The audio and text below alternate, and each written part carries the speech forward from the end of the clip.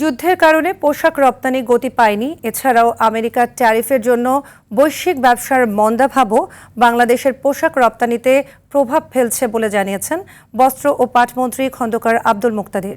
সকালে সচিবালয় বন্ধ, শিল্প কারখানা চালু করতে পাটকল কর্পোরেশন ও জুট অ্যালায়েন্স লিমিটেডের সাথে চুক্তি স্বাক্ষর অনুষ্ঠান শেষে সাংবাদিকদের এসব কথা জানান তিনি আরও জানান, বিশ্বব্যাপী চলমান সমস্যা কেটে গেলে পোশাকের রপ্তানি বাড়বে। এ সময় তিনি আরও বলেন, সরকারের মালিকানাধীন সবগুলো মিল কারখানা পুনর্জীবিত করতে কাজ করছে সরকার।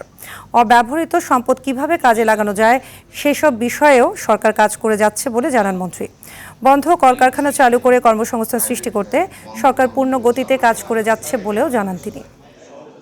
পৃথিবীতে দুইটা যুদ্ধ চলমান, তো যেই কারণে ইউর বাজারেই আমাদের গতিটা আমাদের প্রত্যাশিতভাবে গতি পায় নাই, এবং আমেরিকান ট্যারিফের হঠাৎ করে একটা ভিন্ন ট্যাক্সেশনের সিদ্ধান্তের কারণে কনজিউমার স্পেন্ডিংয়ের প্রত্যাশিত প্রবৃত্তি নাই।